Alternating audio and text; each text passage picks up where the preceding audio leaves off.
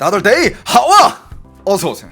여러분들 요즘 정말 사건 사고들이 너무 많아요. 연말이라서 그런가 그건 잘 모르겠지만 여러분들 혹시 뭐 알고 싶었던 사건이라든지 뭐 이런 거 있어요? 듣고 싶었던? 요즘 연말에 이슈된 거, 국제적으로 이슈된 거 뭐 있어? 대만 흉기 난동. 그거 제가 아주 디테일하게 봤습니다. 그 얘기 해드릴까?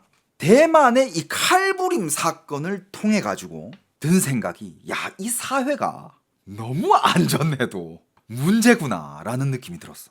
제가 왜 이 얘기를 하느냐, 결론만 얘기 드리자면 도심에서 칼부림 사태가 일어났는데 국민들이 너무 안일해. 예를 들어서 미국이나 뭐 중동이나 혹은 그런 치안이 안 좋은 나라에서 뭔가 주위에서 뭔가 일이 일어났다, 뭔가 사람들이 피가 흐르고 뭔가 일이 일어났다, 바로 경계태세 장난 아니야. 야 다들 조심해, 고함 지르면서 막 난리 나고, 막 사람들이 막 서로 대치하려고 하고, 여러 사람들이 이 한 명을 제압하려고 하고, 이런 바로 그 위기, 그게 진짜 전쟁 태세라 해야 되나, 이런 게 확 올라오는데 대만은 그동안 너무 안일했던 거야.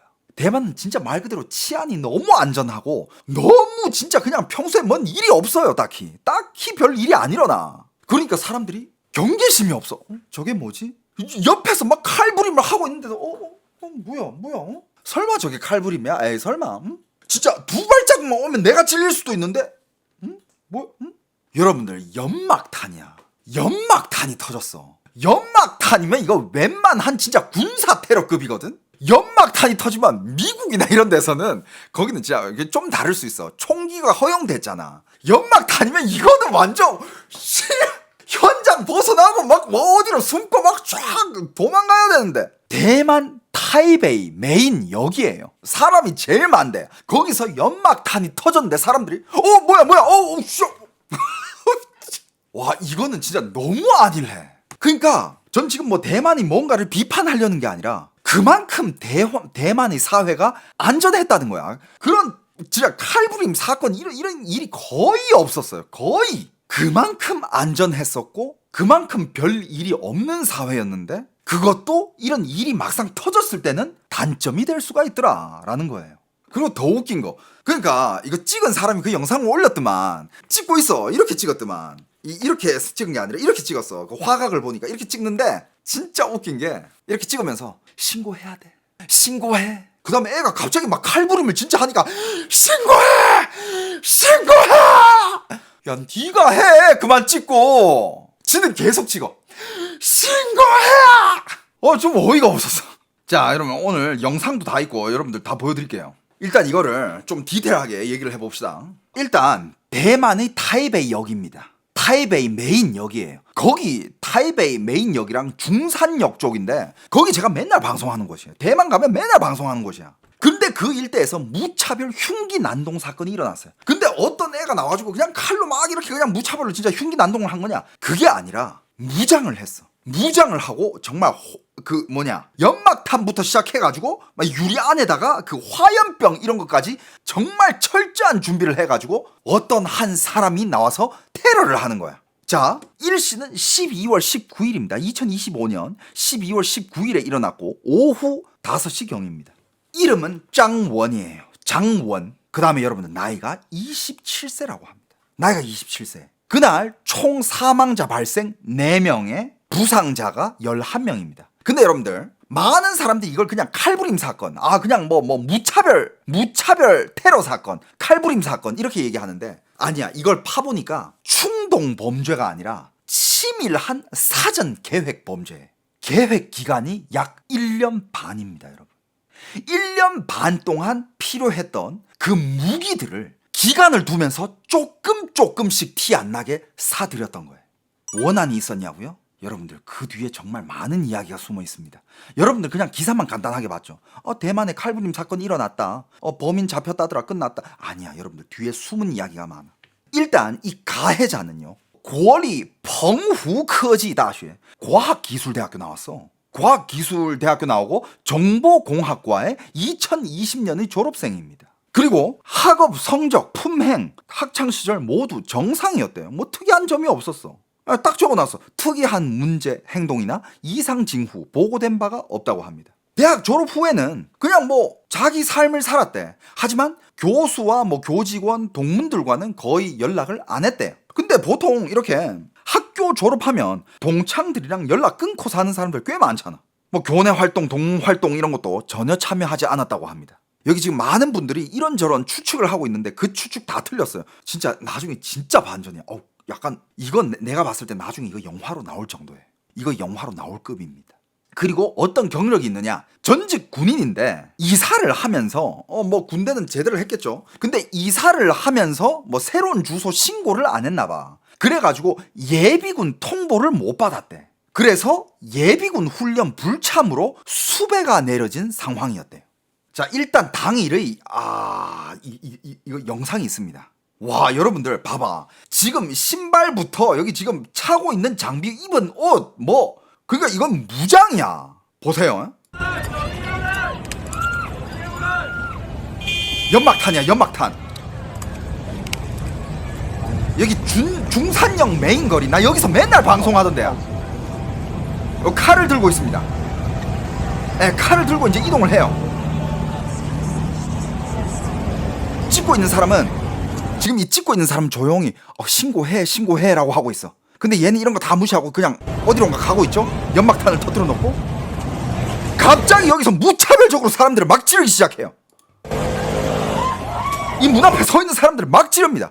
여러분들 여기서 일단 문제를 제기해봐야 할 게, 어떤 사람이 길거리에서 칼을 들고 간다, 무조건 피하세요. 아니 어떤 나라든 간에 길거리에서 한 사람이 칼이 이만큼 길어요. 진짜 이만큼 긴 칼을 이렇게 들고 가는데 그걸 안 피해? 여기서 내가 하고 싶은 말이 그거야. 지금 여기 시민들이 너무 안일해. 칼을 들고 간다?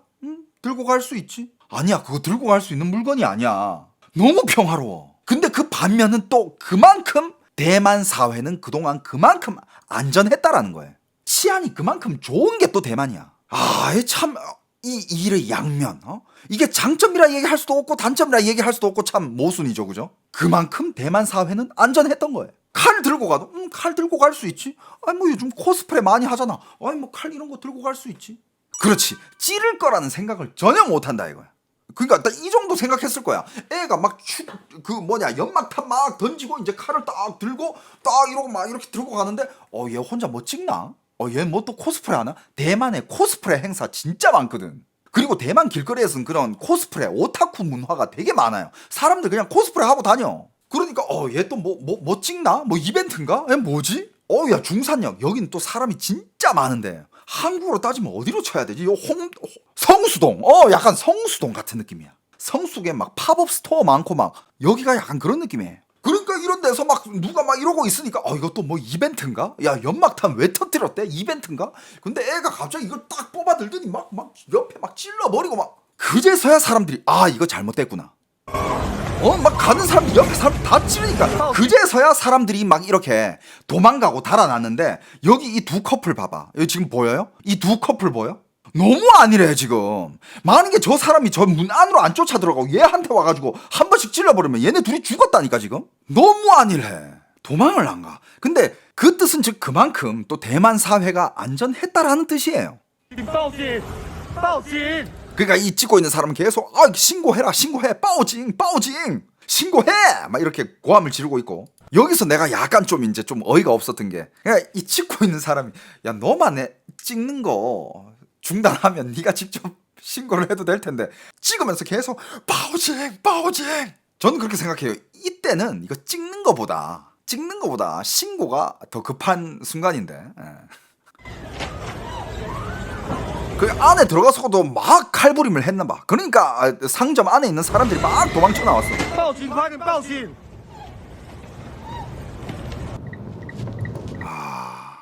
나중에 또 이제 통계된 게 15명이 부상을 입었대. 11명이 아니구나. 더 많아졌어. 그러니까 부상자가 많이 나왔겠지. 심지어 이게 굉장히 치밀했던 게 중간중간에 환복까지 해가면서 나중에 또 입은 옷이 또 처음에 입었던 옷이랑 또 달라. 사망자 수는 총 4명입니다. 그리고 장원이 준비해놨던 화염병들. 이 미친놈. 여러분들 이거는 충동 범죄가 아니라 이거 얼마나 오랫동안 준비를 했겠어요. 여기에 들어간 연료들만 모아도 이거 얼마나 많은 거를 사야 돼. 근데 이거를 1년 1년 반 동안 조금씩 사모은 거야. 1년 반 동안. 자, 1차 공격이 타이베이 처잔 M7 출구에서 거기에서 1차 공격이 있었고, 지하철 출구 방향으로 불붙은 연막탄을 계속 이렇게 투척을 했대.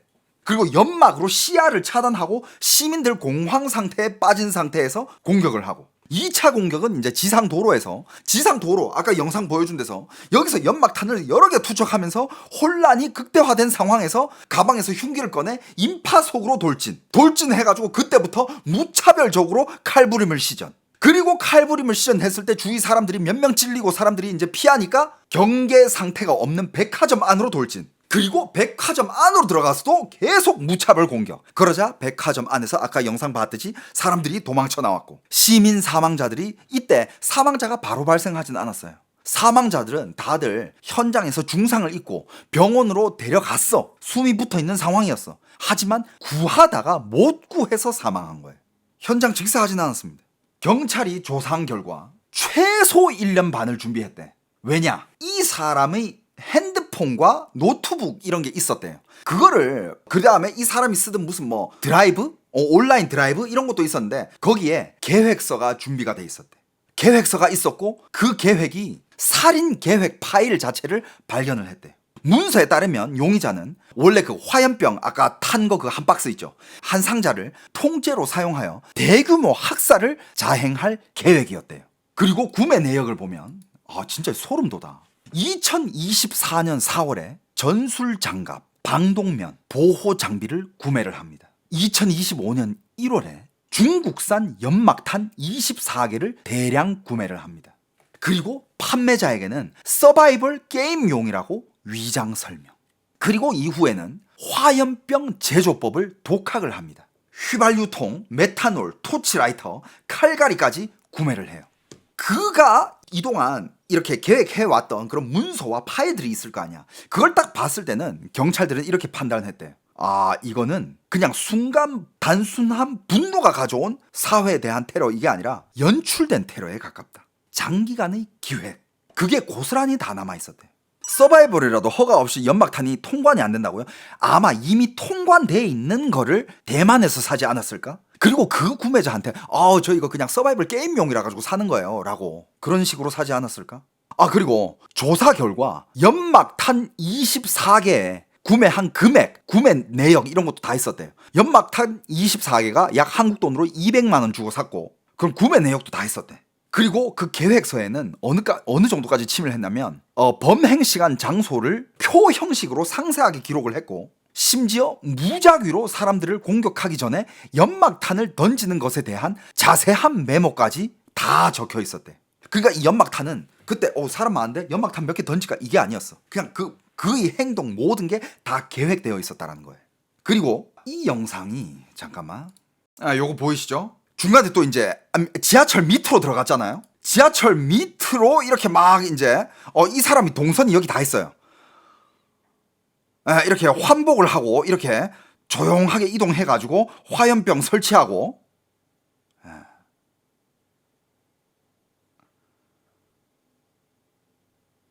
지하에서도 이렇게 연막탄을 던지고,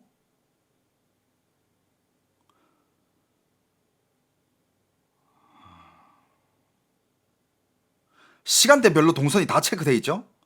그 다음에 이제 야외 나가서 방금 이거 칼부림 하는, 방금 보여드린 거,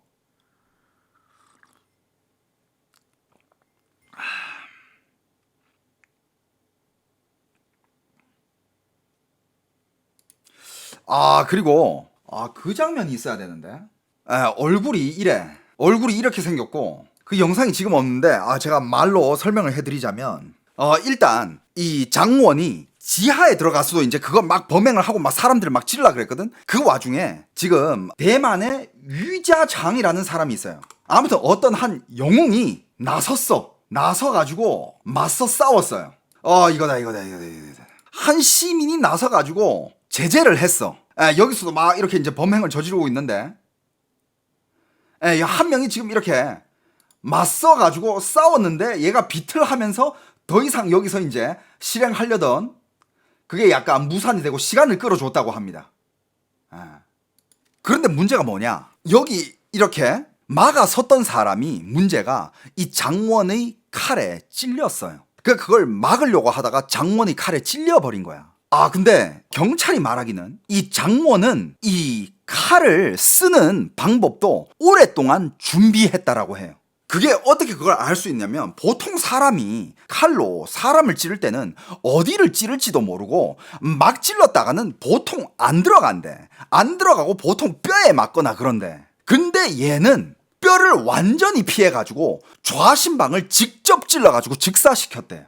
보도에 따르면 이 위자창이라는 지금 대만에 쓴 영웅입니다. 아, 진짜 아무도 안 나섰는데 이 사람만 나서가지고 그걸 도운 거야. 지금 대만에서 이 사람이 영웅인데 진짜 불행하게도 세상을 떴죠. 이 사람 위자창이라는 사람은 타오유엔에 거주하면서 주식 거래인으로 일하고 있으면서 매일 타오유엔과 타이베이를 오가며 출퇴근했던 직장인이래요. 이 사건이 끝난 이후 이 친구와 와이프가 이렇게 증언을 했는데, 제일 친한 친구는 하는 말이, 내가 알던 이 유자창은 15년간 제일 가까운 친구였고 우리는 함께 공부하고 이야기 나눈 거를 밤늦도록 시간을 보내곤 했다. 키는 크지 않았지만 그는 매우 매력적이고 박식하며 남을 돕는 데는 주저하지 않았다. 또 다른 30년 지기 친구는 만약 그게 어디서든 이런 비슷한 일이 생겼었더라도 유자창은 무조건 손발 벗고 나서서 그거를 제재했을 것이다 라고 얘기를 합니다. 그만큼 이제 친구들 평판에서는 정의감이 넘쳤고 불의를 봤을 때는 절대 못 참는 그런 사람이죠. 그죠? 그리고 뭐 집안에서도, 가정에서도 좋은 남편이었고 그 다음에 아이들에게는 좋은 아버지였다라고 얘기를 합니다. 지금 이 지하철역에는 이 사람을 추모하기 위해서 대만의 시민들이 가서 꽃을 두고 가서 거기다가 이제 뭐 추모의 글도 남기고 메모도 남기고 하고 있다고 합니다. 현장은 지금 이렇대요. 사망한 사람들을 추모하기 위해서. 근데 수많은 평론가들이 하는 얘기가 아까 제가 했던 얘기랑 똑같아. 대만 시민들의 행동이나 경계심이 너무 없다. 그러니까 진짜 다른 나라에서는, 특히 뭐 미국이나 뭐 총기 허용된 나라라든지 아니면 위험한 뭐 중동이라든지 유럽이나 뭐 동남아 이런 데서도 이런 낌새가 보이면 사람들이 난리 나는데, 근데 여기는 진짜 대만의 사회는 그동안 너무 안전해가지고 경계심이 너무 없었다 이거야. 그러니까 전문가들도 말하는 게, 경계심이 없는 이런 안전한 사회가 과연 이게 좋은 건가 혹은 안 좋은 건가. 특히 지금 대만은 특수한 상황이잖아요. 뭐가 특수하냐? 맨날 중국 공산당이 무력 침공으로 대만을 정복하겠다라고 얘기하고 있는 와중이잖아. 2027년에 정복하겠대잖아. 그런 와중에서도 이 국민들이 전투태세에 들어가는 이 시간이 이렇게 둔하고 느리면 이게 과연 대만이라는 사회에 좋은 거냐라는 말이야.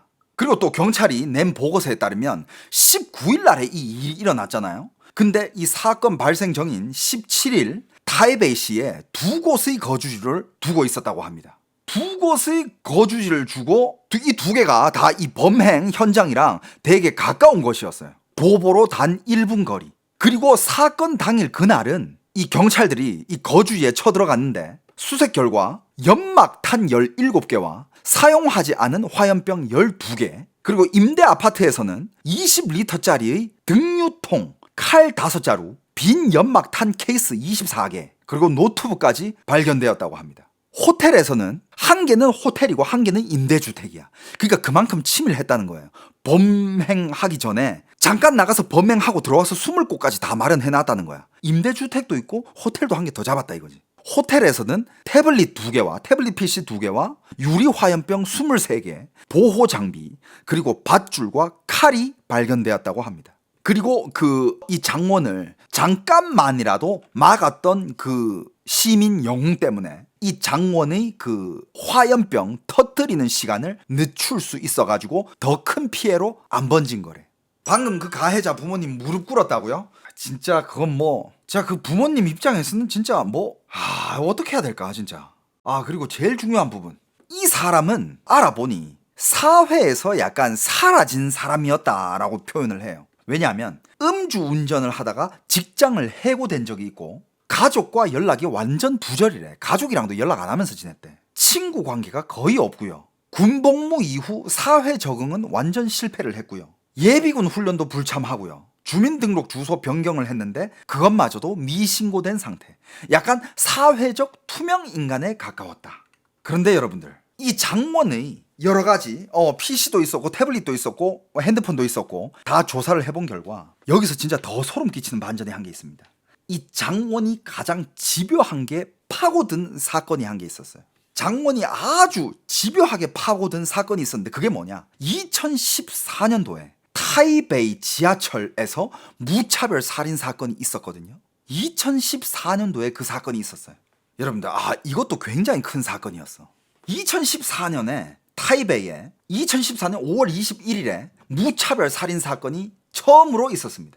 이 사건은 온 사회가 경악을 했고 외신에서도 대만 역사적으로 이런 사건은 처음으로 있었다라고 얘기할 정도로, 그때도 이런 무차별 흉기 난동이었는데 결과적으로 4명이 사망하고 24명이 부상을 입습니다. 그 당시 범인 이름은요, 정지혜였어요. 정지혜. 나이는 21살입니다. 그리고 그는 이것도 계획을 했죠. 2014년 5월 21일 퇴근 전의 오후 시간대 빨란시엔, 이것도 제가 대만 가면 무조건 타는 지하철 중에 한 개예요. 룽산시 용산사역, 우리 많이 갔었잖아. 요번에 저번에 갔을 때 숙소도 용산사였잖아요. 거기 역과 짱즈추이역 사이를 달리고 있는데 그 구간에서, 이 구간은 도심을 가로지르는 생활권이라서 승객이 적지 않은 상황. 그런데 열차가 구간을 통과하는 짧은 몇 분 사이에 한 남성이 갑자기 지하철 그 칸 안에서 밀폐된 공간이잖아. 불특정 승객을 대상으로 흉기를 휘두르기 시작합니다. 사람들은 처음에는 무슨 일이 벌어졌는지 인지조차 못했는데 곧바로 도망칠 공간이 제한된 열차라는 그 환경이라는 걸 인지를 하고 그 상태에서 무차별 흉기 난동이 일어난 거예요. 순식간에 현장은 아수라장이 되고 공식적으로는 4명 사망, 24명 부상으로 정리가 됐어요. 그러니까 그 짧은 시간 사이에 25명을 찔렀다라는 겁니다. 체포된 이후 대만 사회는 크게 요동을 치고 특히 유가족과 시민들이 분노. 어떻게 이런 일이 가능하느냐. 그리고 그때도 이 범인의 가족이 공개적으로 사과하는 장면까지 뉴스에 나오고 했습니다.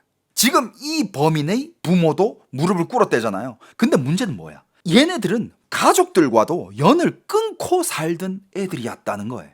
그리고 그 정지혜는 재판을 거쳐서 사형 선고를 받습니다. 사형 선고를 받아서 2016년에 집행을 해요. 사형이 집행이 되었습니다.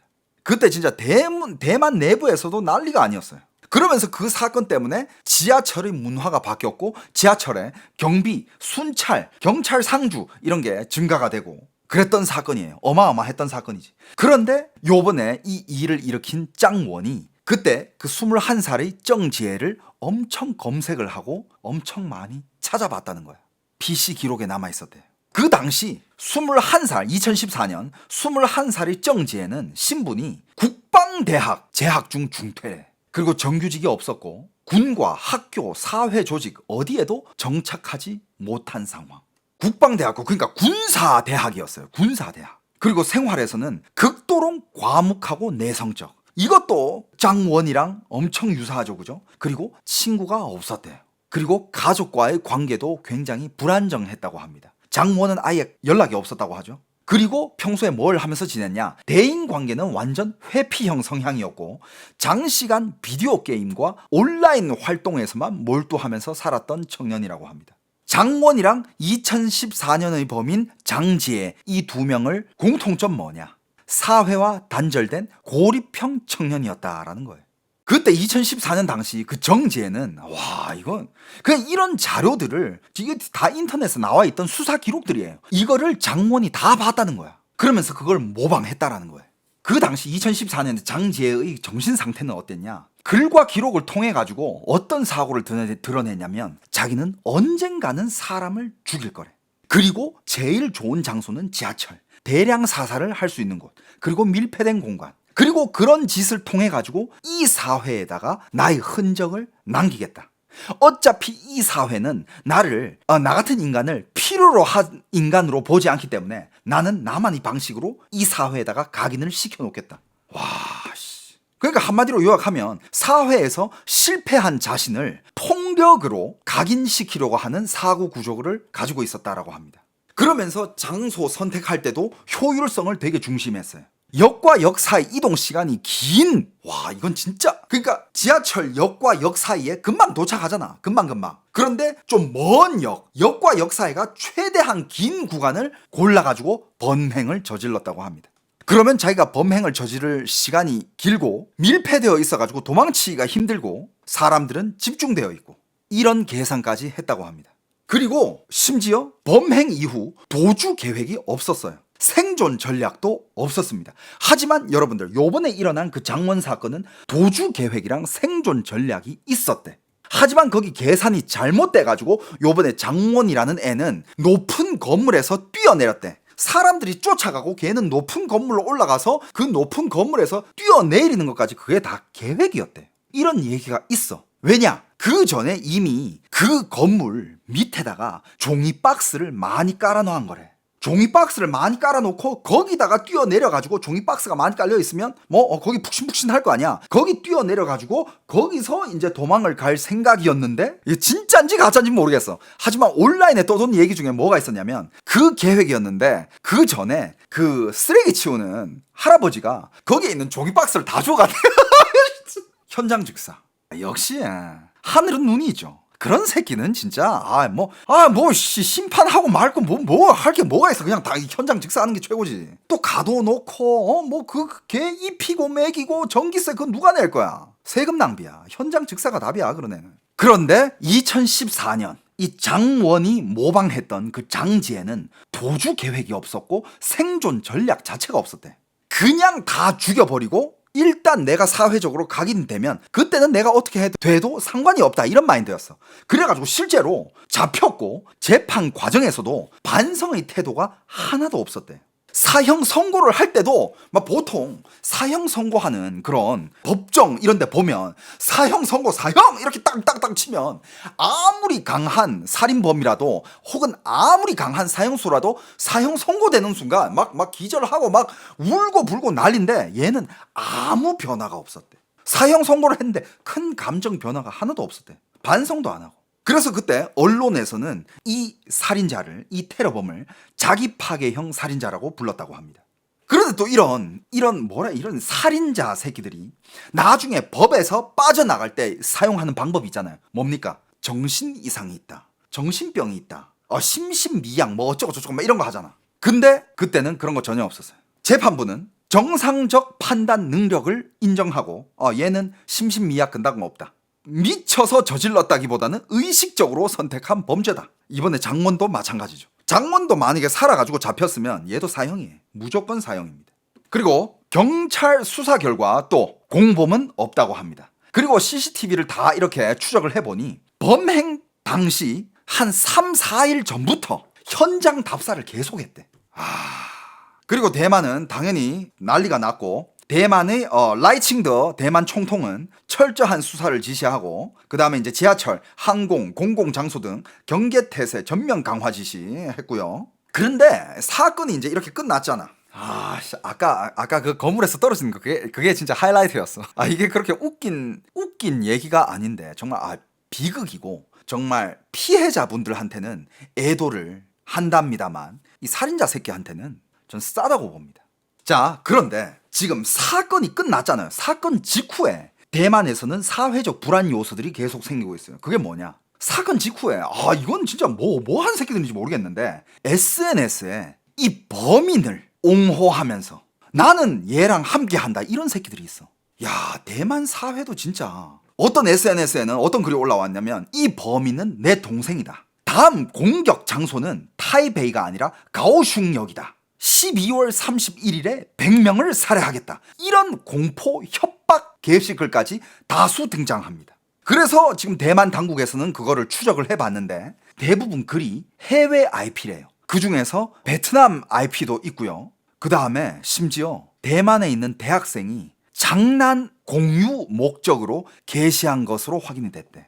야, 대만 대학생들도 문제가 많다. 이런 걸로 장난을 쳐? 그러니까 대만에서는 이게 굉장히 경계심을 불러일으킬 수밖에 없는 게 일단 실제 범죄는 끝났는데 공포는 계속 증폭되고 있고 범인은 사망했고 공범도 없는데 협박글이 다음 타깃 상상을 만들어냈잖아요. 그죠? 그리고 이게 전형적인 모방 범죄였잖아요. 모방 범죄에다가 정말 철저히 개혁한 범죄인데 이거를 또 따라할 놈이 있을지 거기에 대한 경계심도 커지고 있습니다. 공포감이 커지고 있죠. 이런 걸로 인해서 이제 시민 불안이 점점 커지고 있는 상황이고, 그리고 지금 대만 정부에서는 여기에 대해서 강경 대응한다고 합니다. 장난 주장에도 기소를 한다. 테러를 연상시키는 허위 게시물은 범죄, 이런 걸로 이제 엄벌을 처하겠다라고 발표를 했다고 합니다. 그리고 또 문제가 있는 게 이 일이 끝나고 나서 뭐가 문제냐면 이 장원이 가해자잖아요. 테러범이잖아. 근데 그 중에서 부상을 당한 부상자 가운데 한 명이 HIV래.